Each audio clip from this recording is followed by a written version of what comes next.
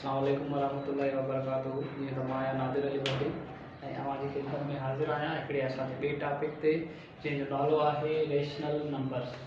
उमेद आहे त असांजो जेके प्रीवियस वीडियोज़ तव्हां ॾिठियूं हुयूं, जंहिं बि सार्फ़िन ॾिठियूं हुयूं उन्हनि खे पसंदि आयूं हूंदियूं ऐं यकीनन उन मां अवां फ़ाइदो हासिलु कयूं।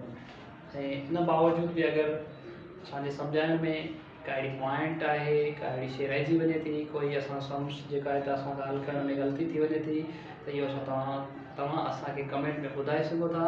इन में को बि हर्ज न आहे त असांखां का ग़लती न थिए। असां सभु शागिर्द आहियूं, इल्मु वसी हूंदो आहे ऐं अगरि इन बावजूद बि असांखां का कमी पेशी रहिजी वञे थी त तव्हां असांखे कमेंट में ॿुधाए सघो था, पर्सनल में ॿुधाए सघो था पिया। ऐं अगरि अव्हां असांजी वीडियोज़ मां फ़ाइदो वठी रहिया आहियो त इहो बि तव्हां असांखे ॿुधाए सघो था पिया। इहो तव्हांजे लाइ बि बहितरीनु आहे।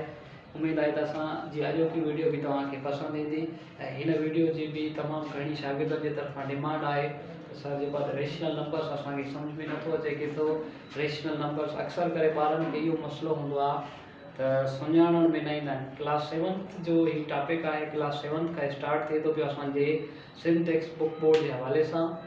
ऐं रेशनल नंबर्स जी माना हूंदी आहे नाते क़दर।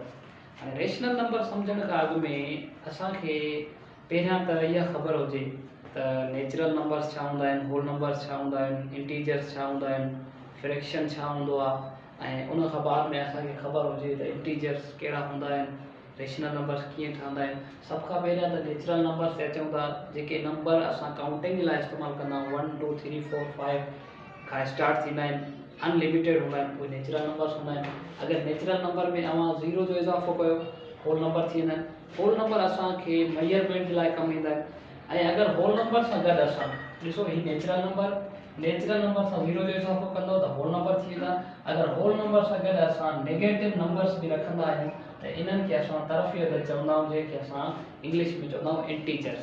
हाणे इंटीजर्स जे दरमियान में बि नंबर हूंदा आहिनि। तव्हांखे अगरि मां सवली सिंधी में सम्झायां त अगरि मां तव्हांखे चवांव 1 ऐं 2, 1 ऐं 2 जे विच में के नंबर हूंदा त तव्हां चवंदो इंटीजर कोई बि न हूंदो। यकीनन इंटीजर ऐं ॿिए इंटीजर जे विच में इंटीजर कोई बि न हूंदो आहे। There is no integer in between two integers. Integer खां ॿिए इंटीजर जे विच में कोई बि इंटीजर न हूंदो आहे। पर तव्हां इहो नथा चई सघो त इंटीजर्स जे विच में ॿियो कोई बि नंबर शामिल न आहे। जेके इंटीजर्स जे विच में शामिल नंबर हूंदा आहिनि 1 ऐं 2 जे विच में, तव्हांखे अगरि मां ॿुधायां त हीउ नंबर शामिल थी सघे थो 3/2, जंहिंजो वैल्यू तव्हां 1.5 बि रखी सघो था, जंहिंखे तव्हां सिंधी में 1.5 चई सघो था।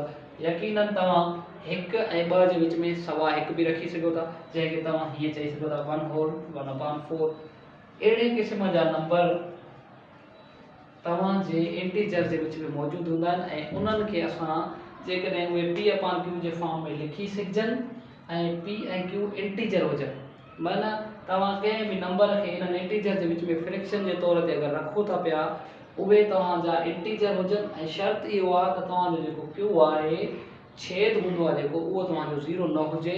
उहे असांजा रेशनल नंबर हूंदा। फॉर एग्ज़ाम्पल असां अगरि 0 ऐं 1 जे विच में हिकिड़ो इंटीजर फ्रैक्शन खणूं था, रेशनल नंबर, जंहिंजो वैल्यू मां रखियो आहे 1/2।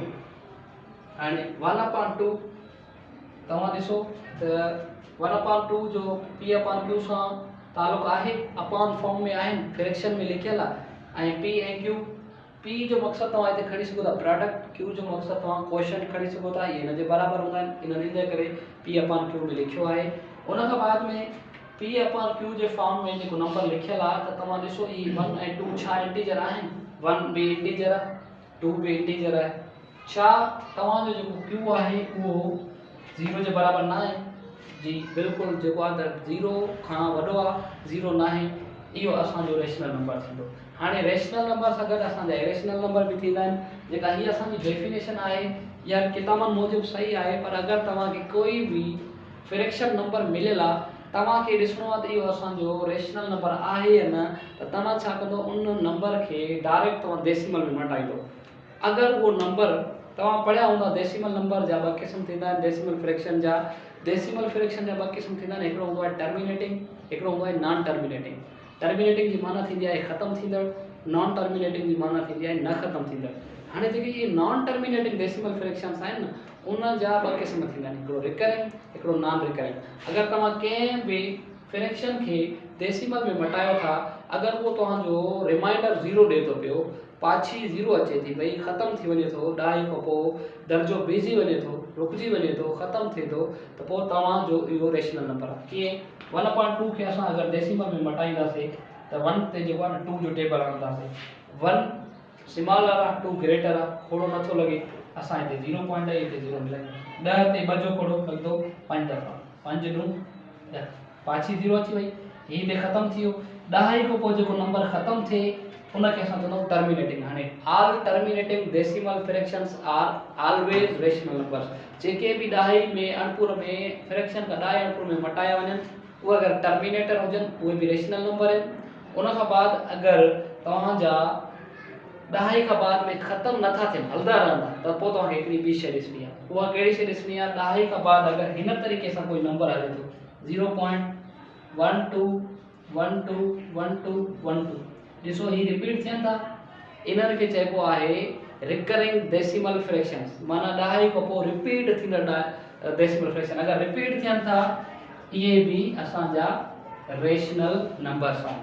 अगरि ॾाहे खां बाद में रिपीट नथा थियनि, फर्ज़ कयो ॾाहे खां हिन पासे कोई बि नंबर हुजे, को सर्वकार न आहे, पर अगरि ॾाहे खां पोइ हीअ हुजे 4 5 6 2 3 1 8 5 9 2, हलंदो रहे थो ऐं रिपीट बि नथो थिए, इहो असांजो इरेशनल नंबर आहे। उन खां अलावा कुझु ॻाल्हियूं अहिड़ियूं आहिनि जेके तव्हांजो ऐं हिकिड़े इंटीजर खां ॿिए इंटीजर जे विच में इंटीजर कोई बि शामिल न हूंदो आहे, पर हिकिड़े इंटीजर खां ॿिए इंटीजर जे विच में इनफाइनाइट रेशनल नंबर्स मौजूदु हूंदा आहिनि। उनजो सबूत इहो आहे त 1/2 अगरि 0 1 जे विच में मौजूदु आहे, हीअ हाफ जो शेप आहे, अगरि 0 ऐं 1 जे विच में मौजूदु आहे त 2/4 बि हाफ जो शेप आहे, इहो बि हिते मौजूदु आहे, 4/8 भी हिते मौजूदु आहे, 8/16 भी हिते मौजूदु आहे, 16/32 भी हिते मौजूदु आहे।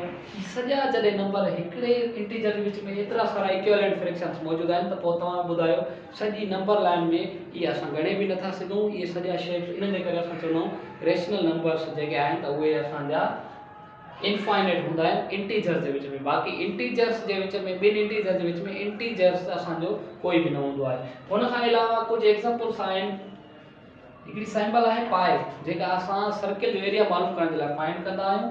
सर्किल जेको आहे त इहो इरेशनल, पाए इरेशनल नंबर आहे। उन खां अलावा हिकिड़ो नेपियर कांस्टेंट आहे जंहिंखे असां ई सां शो कंदा आहियूं, इहो बि असांजो इरेशनल नंबर आहे ऐं इन्हनि ॿिन्ही नंबर्स खे स्पेशल इरेशनल्स चयो वेंदो आहे ऐं इहो असांजो लॉगरिथम में यूज़ थींदो आहे, जेको नेपियर्स तरफ़ां इंट्रोड्यूस कयो वियो। ऐं हीउ जेको पाए आहे, इहो सर्किल जे लाइ जेको आहे त सर्किल जो एरिया मालूम करण जे लाइ असांखे जेको आहे त इंट्रोड्यूस कयो वियो।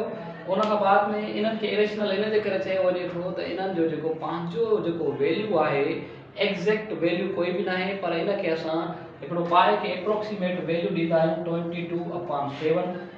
ही असांखे हिकिड़ो एप्रोक्सीमेट वैल्यू ॾींदा आहियूं। एप्रोक्सीमेट जी माना आहे लॻभॻि, अंदाज़ो, एग्ज़ैक्ट वैल्यू न हुजण जे करे ही इरेशनल नंबर्स आहिनि, पर हिननि खे जेको असां पंहिंजो वैल्यू ॾींदा आहियूं।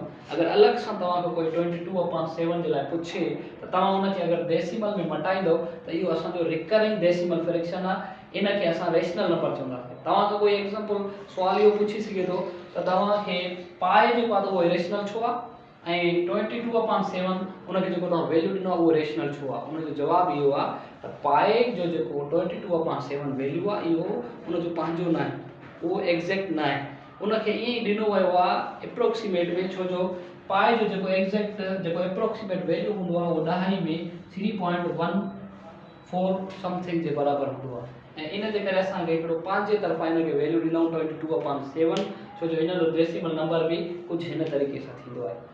इंशाल्लाह रेशनल नंबर के बारे में तव्हांखे तफ़सीली डिटेल वरी इंशाल्लाह नेक्स्ट वीडियो में ॾिनी वेंदी। तव्हां हिन टॉपिक खे ॾिसो, जेका ॻाल्हि तव्हांखे सम्झ में अचे, जेका तव्हांखे सम्झ में न अचे, उहा तव्हां असांखे कमेंट्स जे ज़रिए असांखां पुछी सघो था। उमेद आहे त तव्हांखे ही मुंहिंजी वीडियो जेका आहे उहा ज़रूरु पसंदि ईंदी। नेक्स्ट वीडियो जे लाइ इंतज़ारु कयो, इंशाल्लाह वरी मिलंदासीं। अल्लाह हाफ़िज़।